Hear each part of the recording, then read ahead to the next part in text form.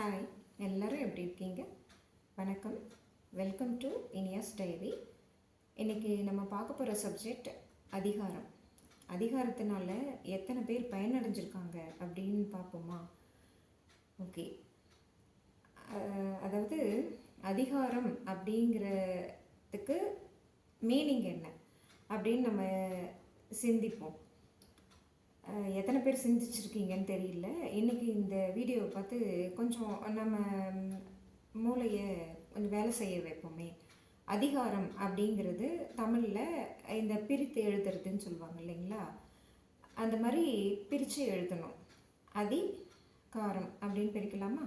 அப்படி கூட பிரிச்சுக்கலாம். தூய தமிழ்லலாம் சொன்னால் நிறைய பேருக்கு புரியறதுக்கு வாய்ப்பு இல்லை.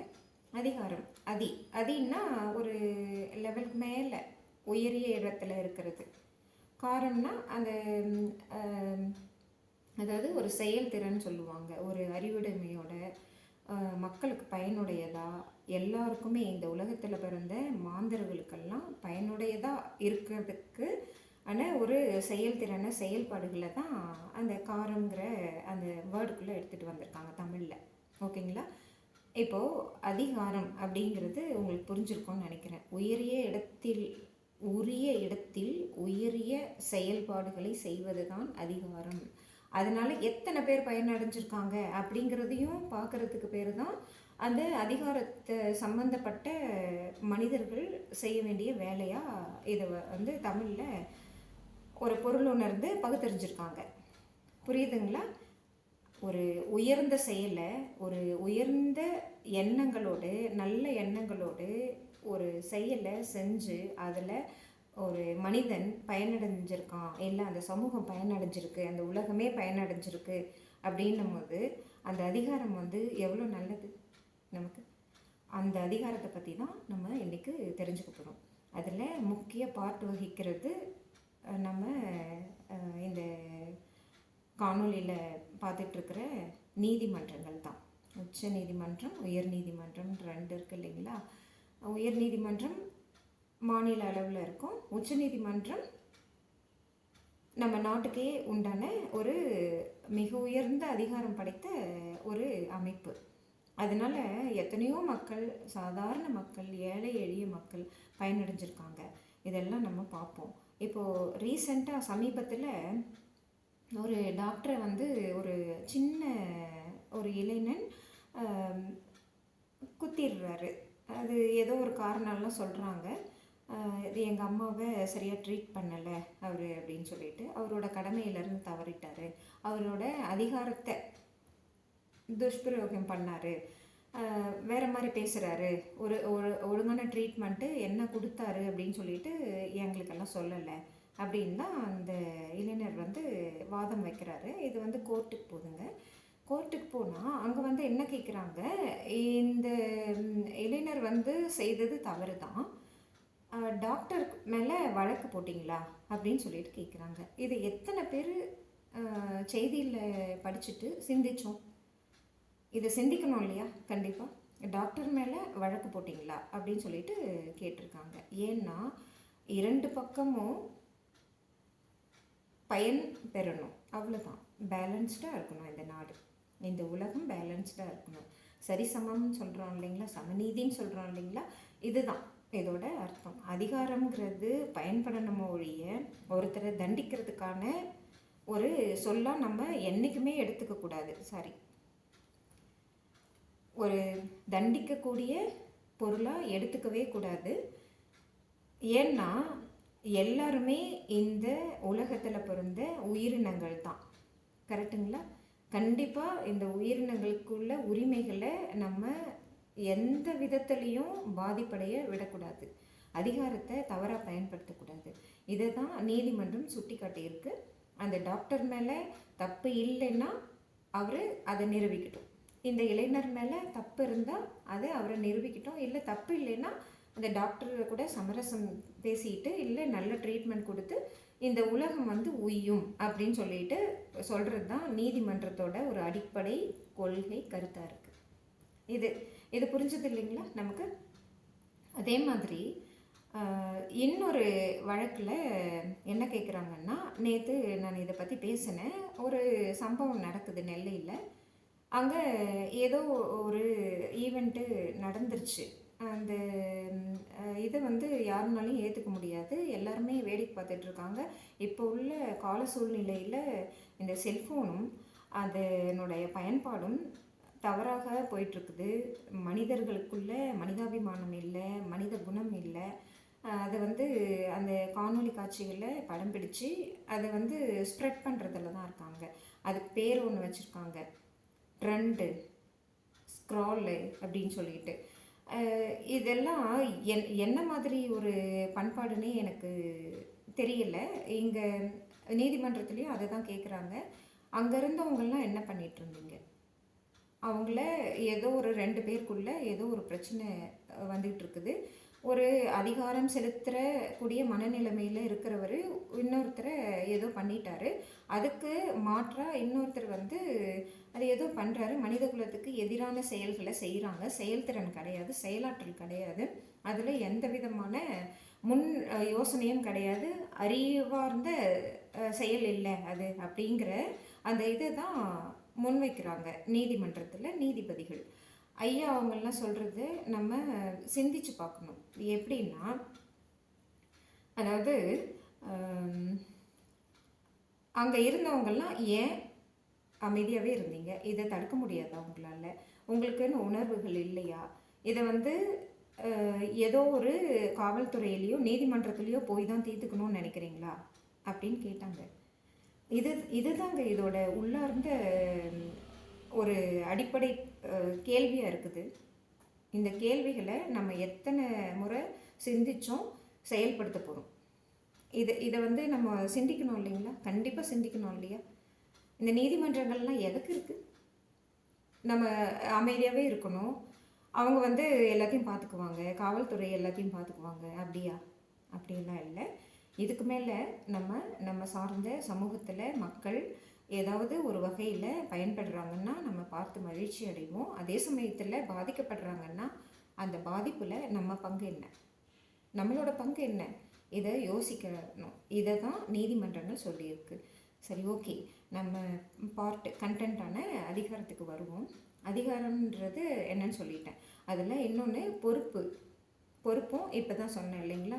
மக்களுடைய பங்களிப்பு, அதே சமயத்தில் நீதிமன்றங்கள், காவல்துறை, இன்னும் பிற அதிகாரங்கள் படைத்த அந்த அமைப்புகள்லாம் இருக்குது. அதோட பொறுப்பு என்னன்னு சொல்லிட்டு பார்க்குறோம். அதுக்கு சில அமைப்புகள்லாம் இருக்குது.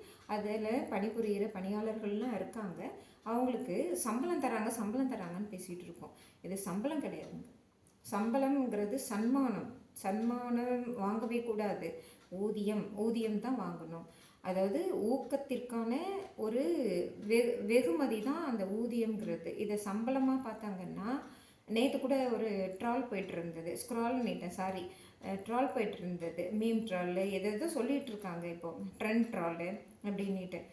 ட்ரால் வந்து போயிட்டுருக்குது. ஒரு பெரியவர் ஏதோ ஒரு இடத்துல நின்றுட்டு, நான் 8 வருஷமாக இதை வந்து நான் கேட்டுட்ருக்கேன், எனக்கு எந்த இதுவும் கிடைக்கல, அதிகாரத்தில் உட்காந்துக்கிட்டு என்னை வந்து ரொம்ப எனக்கு எந்த பயனும் கிடைக்கல அப்படிங்கிற மாதிரி தான் பேசுகிறாங்க. இதை வந்து எப்படி எடுத்துக்கிறது? அவர் ஏன் 8 வருஷமாக காத்திருக்கணும்? ஏன் உடனே அவருக்கு பயன் கிடைக்கல?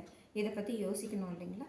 இதை பற்றி யோசிக்கும் போது தான் நம்ம வந்து கடமை ஃபஸ்ட்டு, நம்ம எந்த தொழில் செஞ்சாலும் சரி, வீட்டில் ஒரு சாப்பாடு செஞ்சாலும் சரி, சமைச்சாலும் சரி, இல்லை வெளியே போயிட்டு ஒரு வேலை செஞ்சாலும் சரி, அதில் கடமை தவறாமல் இருக்கணும். நம்ம வீட்டில் இருக்கிற மாதிரி தான் வெளியில் இருக்கிறவங்களுக்கும் ஒரு எதிர்பார்ப்போடு தான் வராங்க அப்படின்னு சொல்லிட்டு நம்ம யோசிக்கணும். யோசிக்கிறது வந்து ஒரு நன்மையாக பயனுள்ளதாக இருக்கணும். இதுதாங்க இந்த மனித குலத்துக்கு நம்ம செய்ய வேண்டிய மிகப்பெரிய பொறுப்பு. இது அதிகாரத்தை வந்து பயனுள்ளதாக ஆக்கணும், அதை வந்து மாற்றத்துக்கு உள்ளாக்கணும் அப்படிங்கிறத பற்றி தான் இன்றைக்கி நான் பேச போகிறேன். சம்பளத்தை வாங்காதீங்க, ஊதியத்தை வாங்கணும். சம்பளத்தை யாருமே வாங்கக்கூடாது, ஊதியத்தை தான் வாங்கணும். அதில் கடமை உணர்வு இருக்குது, கண்ணியம் இருக்குது. இவங்க ரொம்ப ஏழையா, அவங்களுக்கு உடனே செஞ்சு கொடுங்க. அவங்களுக்கு வீடே இல்லையா, இல்லை வாசல் இல்லையா, இல்லை ஏதோ ஒரு மனு கொடுக்குறாங்க, பட்டா வேணுமா, இதெல்லாம் வேணும் அப்படின்னு சொல்லிட்டு கேட்குறவங்களுக்கு உடனே பண்ணி கொடுக்கறது தானே நம்மளோட கடமை. மக்களாகிய நம்ம என்ன பண்ண போகிறோம்? இதுதான் பண்ணணும். இதுதான் நேற்று கேட்டுட்டு இருந்தாங்க. அவங்களுக்கு செஞ்சு கொடுத்துருவாங்க அப்படின்னு சொல்லிட்டு நான் நம்புகிறேன். நம்ம இந்திய அமைப்பு, அரசியல் அமைப்பு சட்டம், நீதிமன்றங்கள், காவல்துறை, இன்ன பிற அமைப்புகள் எல்லாம் ரொம்ப நல்ல கட்டமைச்சிருக்காங்க. அதில் சில பல நெருடல்கள் இருக்குது. அதனால தான் இவ்வளோ தூரத்துக்கு இந்த இம்பேலன்சஸ் எல்லாம் இருக்குதுன்னு நினைக்கிறேன். பயன்பாட்டுக்குரியதாக ஆக்கிறதுக்கான விழிப்புணர்வு வீடியோஸ் தான் இதெல்லாம், வேறு ஒன்றுமே கிடையாது. இதில் உள்நோக்கம் என்ன இருக்க போகுது? ஒரு மக்கள், இப்போ எனக்கே இல்லை ஏதோ ஒரு பொது மக்கள் இல்லை நம்ம சார்ந்தவங்களுக்கு ஏதோ ஒரு பயன் வருது அப்படின்னும் போது நமக்கும் மகிழ்ச்சி தானே, அவங்களுக்கும் ஒரு மகிழ்ச்சி, நமக்கும் ஒரு மகிழ்ச்சி இல்லையா? அதை வந்து மாற்றி காட்டுவோம். ஓகே, அடுத்தது இதில் சில எக்ஸாம்பிள்ஸ் சொல்ல விரும்புகிறேன், கேளுங்க.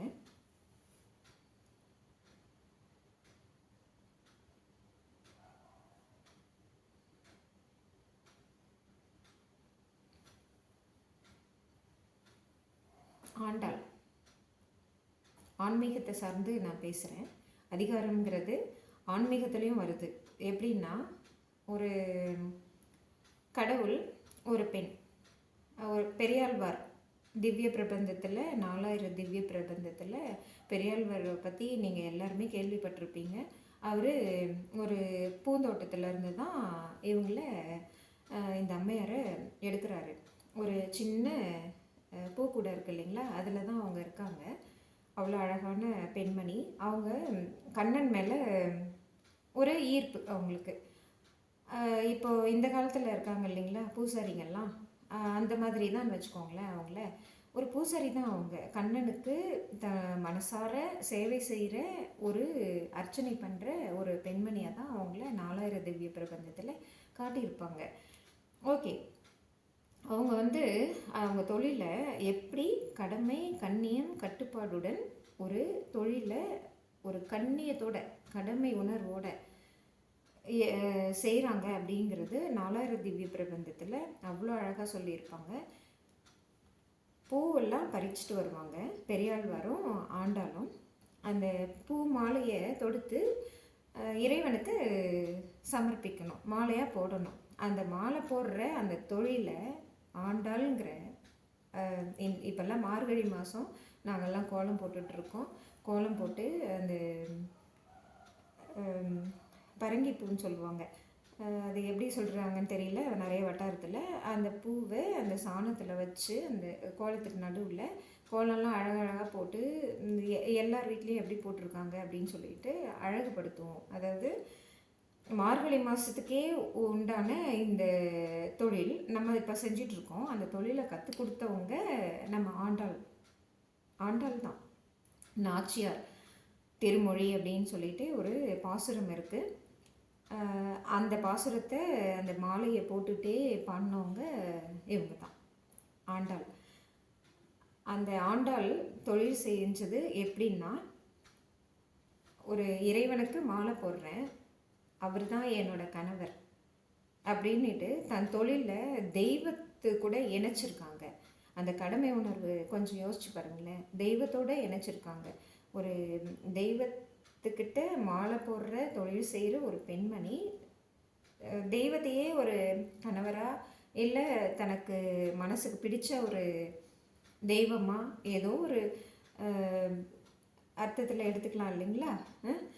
அந்த மாதிரி ஒரு தொழில் செய்கிறாங்க. அந்த தொழிலில் பயனுள்ளதாக ஆக்கின ஒரு பெண்மணியாக நம்ம இன்றைக்கும் தொடர்ந்துகிட்ருக்கோம்.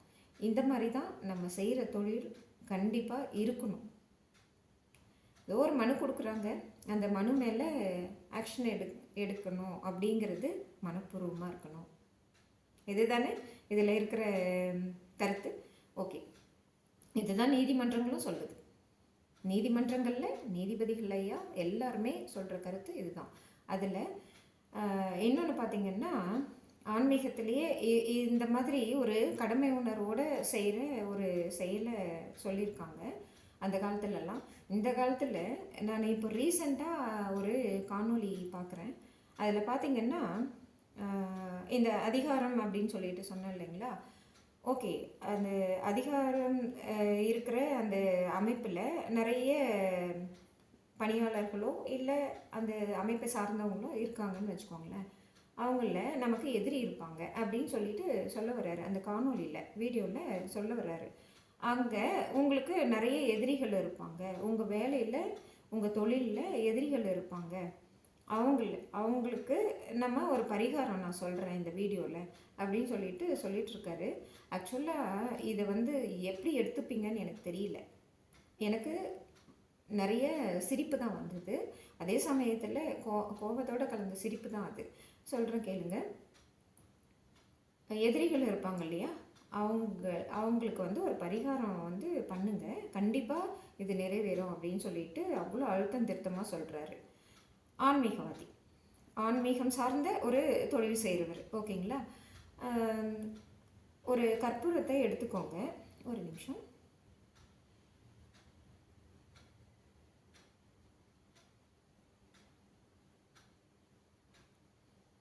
தெரியுதுங்களா? கற்பூரத்தை எடுத்துக்கோங்க. அதில் உங்களுக்கு பிடிக்காதவங்க பேரை எழுதுங்க அப்படிங்கிறாரு. ஓகே, அடுத்து என்ன சொல்ல வருவாருன்னு நமக்கு எல்லாருக்குமே புரிஞ்சிருச்சு. அந்த கற்பூரத்தை எரிய விட்டுருங்க அப்படிங்கிறாரு. இது அவர் தொழிலுக்கும் நல்லதில்லை, அவர் தொழிலுக்கு அழகு இல்லை, அது கடமை உணர்வும் கிடையாது. ஒரு கண்ணியமான காணொலியாக எனக்கு தெரியல அது. அந்த கற்பூரத்தில் நமக்கு பிடிக்காதவங்க பேரை எழுதி அதை எரிய விட்டுருங்க அப்படிங்கிறாரு. இதெல்லாம் எப்படி சொல்கிறதுன்னு தெரியலங்க. இந்த மாதிரியெல்லாம் சிந்திக்கக்கூடாது. நம்ம செய்கிற தொழிலில் இந்த மாதிரி சிந்திக்கிறதுன்றது இருக்கவே கூடாது. இதில் இன்னொரு ரொம்ப பெரிய விஷயம் என்னன்னு பார்த்தீங்கன்னா, அந்த காணொலியை 10 லட்சத்துக்கும் மேலே பார்த்துருக்காங்க. 10 லட்சம் பேருக்கு மேலே பார்த்துருக்காங்க. இதெல்லாம் ஒரு தவறான வழிமுறைகள் இல்லையா?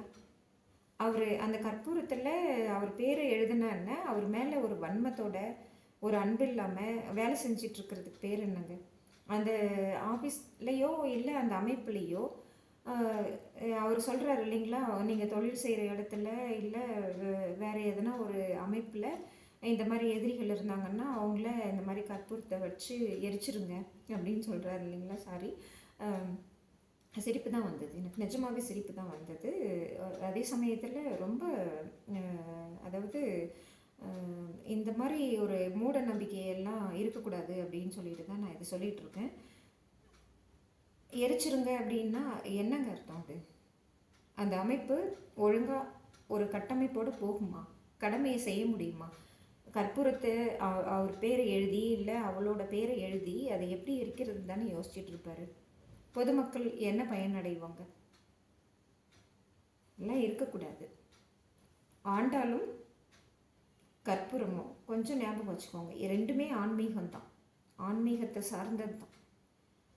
ஆண்டாள் என்ன சொல்லியிருக்காங்கன்னா, ஒரு மாலை போடுறத கூட நான் ஒரு தெய்வ பக்தியோட கடமை உணர்வோடு செய்வேன் அப்படின்னு சொல்லிட்டு சொன்னது இன்னைக்கு வரைக்கும் நமக்கு தொடருது. ஆனால் இந்த கற்பூரம் எரிக்கிறது எத்தனை பேர் ஃபாலோ பண்ணுவாங்கன்னு நினைக்கிறீங்க? ஃபாலோ பண்ண மாட்டாங்க. வியூஸ் முக்கியம் இல்லைங்க.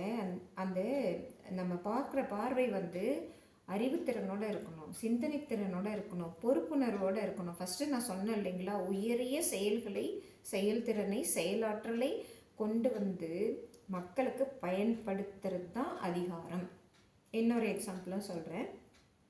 நாங்கள்லாம்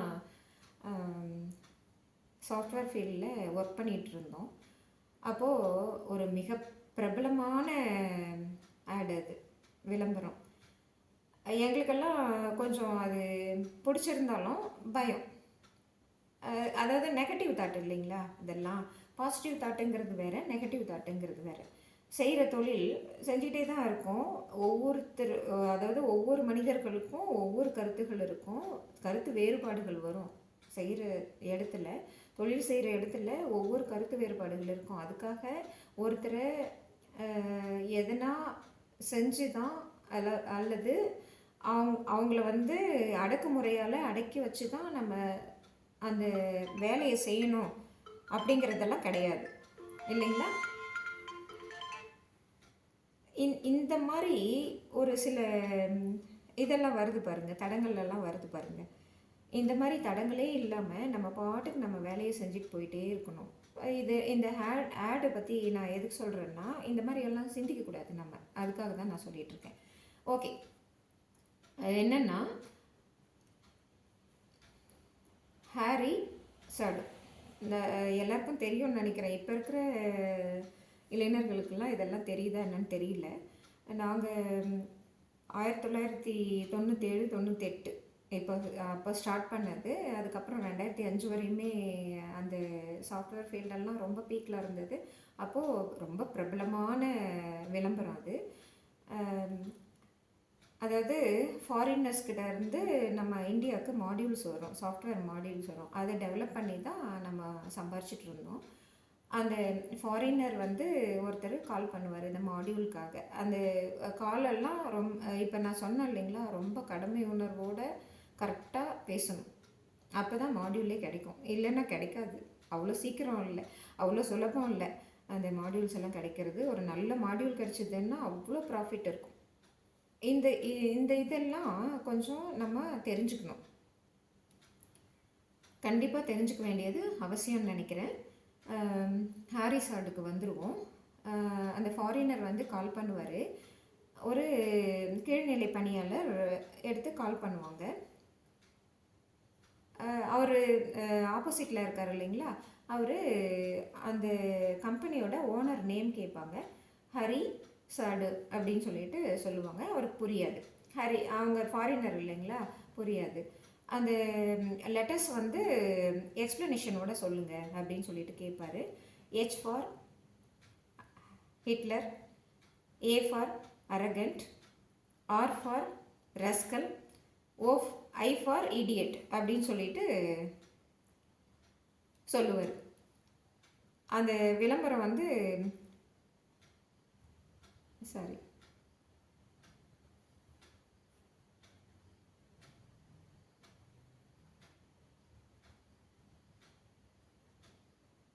ஸ்டாப் ரெக்கார்டிங் ஆகிட்டுருக்குது.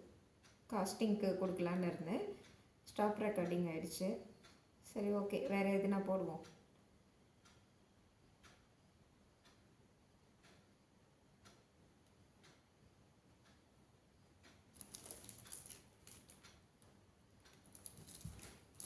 டிவி ஆஃப் ஆகிடுச்சு.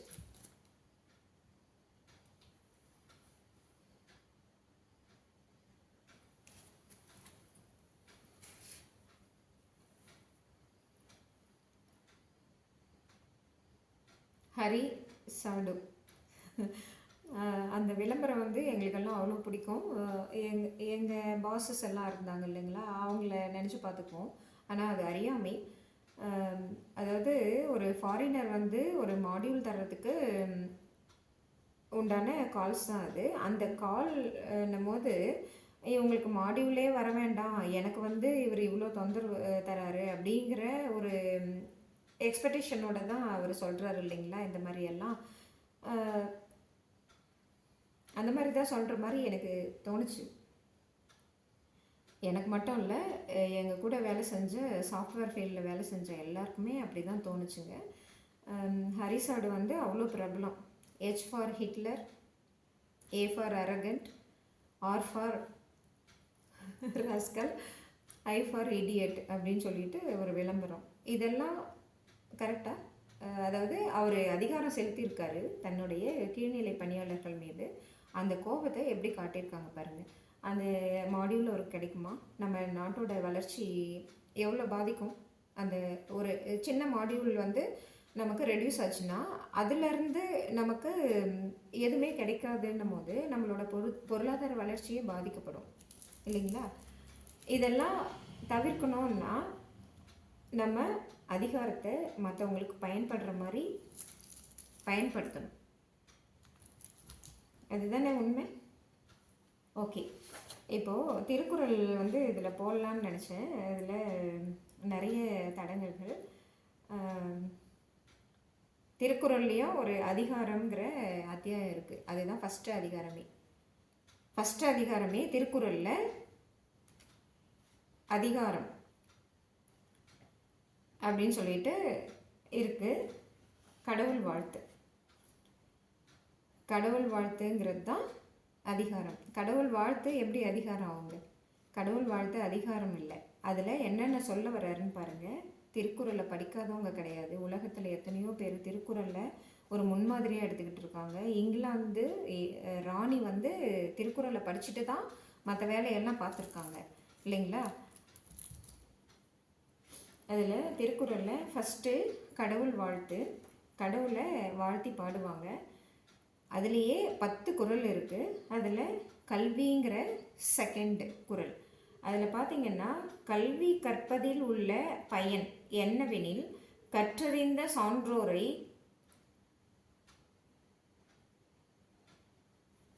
பணிவுடன், எவ்வளவு உயரத்திற்கு போனாலும் பணிவுடன்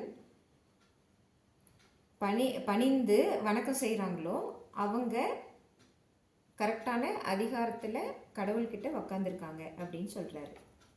ஓகேங்களா? அடுத்தது பிறர் நலன். ஃபஸ்ட்டு கடவுள் வாழ்த்து. ஃபஸ்ட்டு எப்பவுமே சாமியை தான் நம்ம கும்பிடுவோம் இல்லைங்களா? அடுத்தது அதிகாரத்தில் கல்விங்கிறத எடுத்துகிட்டு வர்றாரு. கடவுளுக்கு அடுத்தது கல்வியை தான் கொண்டு வராங்க திருவள்ளுவர். அடுத்தது பிறர் நலன். ஃபஸ்ட்டு நம்ம கடவுளால் நம்ம பிறக்கிறோம், அடுத்தது கல்வி கற்கிறோம், ஒரு வேலைக்கு போகிறோம். அதை தான் சொல்ல வர்றாரு பிறர் நலன் சொல்லிட்டு. கடவுளிடம் பிறருக்காக வேண்டிக் கொள்ளுதல் அப்படின்னு சொல்லிட்டு சொல்ல வர்றாருங்க. பிறருக்காக வேண்டிக் கொள்ளுதல், பிறருக்காக வேண்டணும், பிறருக்காக தான் வாழணும். கல்வி கற்றுட்டு ஒரு தொழில் செஞ்சிட்ருக்கிறது வந்து நமக்கான பயனாக இருக்கக்கூடாது, பிறருக்கான பயனாக இருந்ததுன்னா இந்த உலகம் வந்து நன்மையாக இருக்கும். எப்படின்னா, ஆண்டாள் இருக்காங்க இல்லைங்களா? ஆண்டாள் என்ன செஞ்சாங்க? அவங்க சூடி கொடுத்த சுடற்கொடி. அந்த ஒரு தொழில் பக்தி இன்னைக்கு வரைக்கும் எங்களை மாதிரி இருக்கிற பெண்கள் கூட கோலம் போட்டு ஒரு ஆண்டவனை மாலையால் அலங்கரித்து வழிபடுறோன்னா ஒரு ஆத்ம திருப்தி கிடைக்குது இல்லைங்களா? அதுதான் நான் சொல்ல வரேன். அடுத்தது நல்ல எண்ணங்கள் இருக்கணும். இறைவனை நித்தம் தொழுது தீவினை அகற்றி நல்லதை நினைப்பவர்களுக்கு புகழ் சேரும். நல்லதை நினச்சவங்க யாருக்குமே புகழ் இல்லாமல் இல்லை இல்லைங்களா? அதே பாசிட்டிவாக திங்க் பண்ணி பாருங்கள். நல்லதை நினச்சவங்க அத்தனை பேருமே புகழ் அடைஞ்சவங்க தான். மக்களுக்கான நல்லதை நினச்சவங்க அத்தனை பேரும் புகழ் அடைஞ்சவங்க தான். அதே மாதிரி நீதி நெறி தவறக்கூடாது, நீதியும் நெறியையும் தவறக்கூடாது. நம்ம இப்போ பார்த்தோம் இல்லைங்களா, நீதிமன்றத்தில் தான் போயிட்டு எல்லாத்தையும் நம்ம ஜட்ஜ்மெண்ட் வாங்கிட்டு வரணுங்கிறது இல்லைங்க. நம்ம வந்து நீதி நெறி தவறக்கூடாது, நீதி நெறியுடன் வாழணும். ஐம்புலன்களையும் அடக்கி மற்றவங்களுக்கு எந்தவித தீங்கும் நேரிடாமல் நம்ம வந்து வாழணும். அதை தான் சொல்லியிருக்காரு. ஃபஸ்ட்டு நான் ரீகால் பண்ணுறேன். கடவுள், கல்வி, பிறர் நலன், நல்ல எண்ணங்கள், நீதி நெறி. அடுத்தது இறைமாட்சி. இறைமாட்சிங்கிறது அந்த ஆண்டாள் சொன்ன இல்லைங்களா, அதே மாதிரி வந்துடும். தனக்கென்று ஒரு அற்புதத்தை உடையவன். இது வந்து விவிலியத்திலையும் வரும் இந்த வேர்டு, அற்புதத்தை உடையவன். அதே சமயத்தில் நம்ம குரான்லேயும் கூட இந்த மாதிரி இருக்குங்க. உடையவன் இறைவன், அவனது திரு அடி தொழுவதற்கு கவலைகளே இல்லை அப்படின்னு சொல்லிட்டு சொல்கிறாங்க. இந்த கற்பூரத்தில் எழுதி வைக்க சொன்னார் இல்லைங்க, ஐயோ நான் சொல்லலை, எழுதி வைக்க சொன்னார் இல்லைங்களா, அந்த மாதிரி எழுதி வச்சு எரிச்சு விட்றாதீங்க. அதுதான் இறைமாட்சி. அந்த சமயத்தில் கற்பூரத்தை நல்லா ஏற்றிட்டு ஆண்டவா அப்படின்னு கும்பிட்டா எவ்வளோ நல்லாயிருக்கும். நம்மளை பற்றி யோசிக்கிறோம், இந்த உலகத்தை பற்றி யோசிக்கிறோம் இல்லையா? கற்பூரத்தில் யாரோ ஒருத்தர் எதிரி பேரெல்லாம் எழுதிட்டு அதை வந்து எரிச்சு வர்றதுனால என்ன பிரயோஜனம் இந்த உலகத்துக்கு? ஒன்றும் கிடையாது. அதே மாதிரி அறம் செய்தல். அதாவது சில பேர் பணம் இல்லைன்னா கூட நிறைய இந்த தான தர்மங்கள்லாம் செய்வாங்க, அறத்தோடு இருப்பாங்க. அவங்களுக்கு அந்த குவாலிட்டி, அந்த ஆட்டிடியூடு விட்டு வெளியே வரவே தெரியாது. அந்த அறம் செய்கிறது வந்து எப்படி சொல்லியிருக்காருன்னா, கடலில் கூட நீந்தி வந்துடுவாங்களாம். ஆனால் அறம் செஞ்சு இறைவன்கிட்ட போய் அதாவது இறந்த பிறகு இறைவன் அடி சேருவாங்க அப்படின்னு சொல்லுவாங்க நல்லவங்கெல்லாம். அந்த இறைவன்கிட்ட சேர்ந்துட்டா அந்த நீந்தி வந்து கரையே கடக்க மாட்டாங்களாம், இறைவன் கூட தான் இருப்பாங்களாம் அவங்க. அந்த மாதிரி சொல்லியிருக்காங்க. அதே மாதிரி நல்ல குணம் புகழ் வாய்ந்தவர்கள், இது ஏற்கனவே சொல்லிட்டேன். இந்த பிறவி வந்து இதெல்லாம் செஞ்சோம்னா இந்த பிறவி பெருங்கடல் நீத்தார் அப்படின்னு சொல்லியிருக்காரு திருவள்ளுவர். இதுலேயே எல்லா அதிகாரத்தை வந்து எப்படி பயன்படுத்துறதுன்னு சொல்லிட்டு எல்லாமே சொல்லியிருக்காங்க. இதை விட என்னங்க வேணும்? ஃபஸ்ட்டு இது திரும்பவும் ரீகால் பண்ணிடுறேன் பாருங்கள். கடவுள் சொல்கிறாரு, கல்வியை சொல்கிறாரு, பிறர் நலன் சொல்கிறாரு, நல்ல எண்ணங்கள், அறம் செய்தல், நீதி நெறி வழுவாமை, நல்ல எண்ணத்தோட புகழ்வாய்ந்து இருக்கிறது, அதே மாதிரி இறைவனடி சேர்றது, பிறவி வந்து ஒரு இறைவன்கிட்ட எடுத்துகிட்டு போகிற மாதிரியான ஒரு நல்ல எண்ணங்களோட வாழ்கிறது, இதுதான் அதிகாரம்னு சொல்கிறாரு. இப்போது நான் முதல்ல சொன்ன அந்த கருத்துக்கள்லாம் புரியும்னு நினைக்கிறேன். அதாவது என்னென்னா, ஒரு அமைப்பு சார்ந்து தான் நம்ம எல்லாருமே இருக்கோம். வீட்டில் கூட ஒரு அதிகாரத்தை செலுத்தி யார் கூடவும் நம்ம பழகிட்டு இருக்க முடியாது. அதே மாதிரி வேலை செய்கிற இடத்துலையும் நம்ம அதிகாரத்தை செலுத்தி எதையும் சாதிச்சிட முடியாது. அதனால் நம்ம என்ன பண்ணோம்னா, ஃபஸ்ட்டு கடவுளை நல்ல மனசார வேண்டுவோம். இந்த மார்கழி மாதத்தில் ஆண்டாளை நேசித்து கோலம் போடுவோம். அதில் சாணத்தில் பூவெல்லாம் வச்சு கொண்டாடுவோம். அதே சமயத்தில் நம்ம ஆண்டாளை பற்றி நினைக்க வேண்டியது அவரோட தொழில் பக்தி, தொழில் ஆர்வம். அதனால் என்ன பயன் அடைஞ்சோம், இந்த உலக மக்களுக்கு என்ன பயன் தந்தாங்க ஆண்டாள், இதெல்லாம் கூட யோசித்து பார்க்கணும். அதே மாதிரி இந்த கற்பூரை பற்றி சொன்னோம் இல்லைங்களா, கற்பூரத்தை பற்றி ஆண்டாலும் பாடியிருக்காங்க. அது சொன்னேன்னா உங்களுக்கு இன்னமும் ரொம்ப இன்ட்ரெஸ்டாக இருக்கும். பாருங்கள், கற்பூரம் நாருமோ கமலப்பூ நாருமோ, கற்பூரம் நாருமோ கமலப்பூ நாருமோ, திருப்பவழ செவ்வாய்தான் தித்திக்குமோ. கற்பூரம் நாருமோ கமலப்பூ நாருமோ, திருப்பவழ செவ்வாய்தான் தித்திக்குமோ. இதில் என்ன புரிய வந்தது? அதாவது அவர் சொன்னார் இல்லைங்களா, உங்கள் எதிரி பேரை எழுதி வச்சுட்டு கற்பூரத்தை கொளுத்தி விடுங்க அப்படின்னு சொல்லிட்டு. ஆனால் ஆண்டாள் எப்படி பாடியிருக்காங்க பாருங்கள். கற்பூரம் வாசனை, அந்த கமலப்பூ சொன்னேன் இல்லைங்களா, அந்த வாசனை, அந்த திருப்பவழ வாய், கண்ணனோட அந்த சின்ன குழந்தையோட வாய் வந்து செம்பவழ வாய் வந்து தித்திக்குமோ அப்படின்னு சொல்லிட்டு அவர் குழந்தைய கூட வர்ணித்து அந்த அம்மா அவ்வளோ அழகாக பாடியிருக்காங்க. நம்ம சிந்தனையில் ஏற்றிக்க வேண்டியது என்ன? கற்பூரத்தை எதிரியோட பேரை எழுதி எரிக்கிறதா, இல்லை கற்பூரத்தை ஒரு தெய்வத்துக்கு ஏற்றி சாமி கும்பிடுறதா? நீங்களே சிந்திங்க. தேங்க்யூ. நடுவில் நிறைய